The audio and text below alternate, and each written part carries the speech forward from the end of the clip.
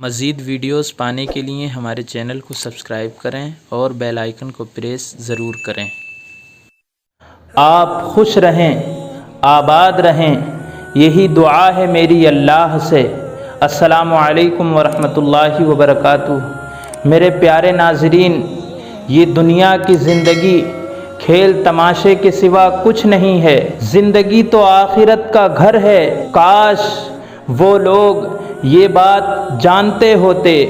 پیارے ناظرین، قرآن مقدس کی آیت کریمہ کا میں نے آپ کے سامنے ترجمہ بیان کیا ہے، اس کے تعلق سے کچھ گفتگو کرتے ہیں۔ یعنی اس دنیا نے جنہیں آخرت سے اندھا اور اس کے لیے توشہ جمع کرنے سے غافل رکھا ہے، وہ ایک کھیل سے زیادہ حیثیت نہیں رکھتی۔ کافر دنیا کے کام میں مشغول رہتا ہے، اس کے لیے شب و روز محنت کرتا ہے، لیکن جب مرتا ہے تو خالی ہاتھ مرتا ہے۔ جس طرح بچے سارا دن مٹی کے گھروندوں سے کھیلتے ہیں، پھر خالی ہاتھ گھر لوٹ جاتے ہیں، سوائے تھکاوٹ کے کچھ حاصل نہیں ہوتا۔ اس لیے ایسے نیک عمل کرنے چاہیے کہ جن سے یہ آخرت کا گھر سنور جائے، کیونکہ اگر یہ بات وہ لوگ جان لیتے تو آخرت سے بے پرواہ ہو کر دنیا میں مگن نہ ہوتے۔ اس لیے ان کا علاج صرف علم ہے اور علم شریعت۔ حضور صلی اللہ علیہ وآلہ وسلم کا دنیا اور اس کی راحتوں سے کیا تعلق تھا؟ حضرت عبداللہ بن مسعود رضی اللہ تعالیٰ عنہ روایت کرتے ہیں کہ رسول اللہ صلی اللہ علیہ وآلہ وسلم ایک دن کھجور کی چٹائی پر سوئے اور پھر جب سو کر اٹھے تو چٹائی کی بناوٹ کے نشانات آپ کے جسم مبارک پر موجود تھے۔ یہ دیکھ کر حضرت عبداللہ بن مسعود رضی اللہ تعالیٰ عنہ نے عرض کیا، یا رسول اللہ، آپ فرمائیں تو ہم آپ کے لیے بستر کا اہتمام کریں۔ تو آپ نے فرمایا کہ مجھے دنیا کے ساز و سامان اور اس کی راحتوں لذتوں سے کیا تعلق؟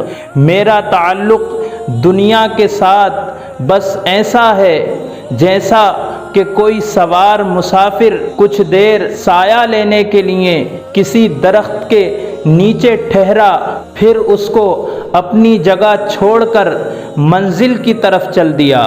رسول اللہ صلی اللہ علیہ وآلہ وسلم کے جواب کا حاصل یہ ہے کہ جس طرح سوار مسافر کو تھوڑے سے وقت کے لیے درخت کے نیچے ٹھہرنے کے اچھے انتظامات کرنا ضروری نہیں ہے اور منزل مقصود تک پہنچنے کے سوا اس کی کوئی فکر نہیں ہوتی، بس یہی میرا حال ہے۔ اور حق یہ ہے کہ دنیا اور آخرت کی حقیقت جس پر منکشف ہو جائے تو اس کا حال اس کے سوا کچھ اور ہو بھی نہیں سکتا۔ اس کو دنیا میں راحتوں کے بڑے بڑے انتظامات کی فکر کرنا اور اس کے لیے اپنا وقت اور اپنی صلاحیتوں کا صرف کرنا ایسا ہی کار حماقت معلوم ہوگا جیسا کہ درخت کے سائے میں تھوڑی دیر ٹھہرنے والے مسافر کا۔ اس ذرا سے وقت کے لیے بڑے بڑے انتظامات میں مشغول ہونا۔ میرے پیارے اسلامی بھائیوں، اللہ کے رسول صلی اللہ علیہ وآلہ وسلم نے اپنی امت کو یہ درس دے دیا کہ اے میرے امتیوں، اگر تم کتنی بھی راحتوں میں رہو، کتنی بھی لذتوں میں رہو، لیکن آخرت کو کبھی مت بھولنا۔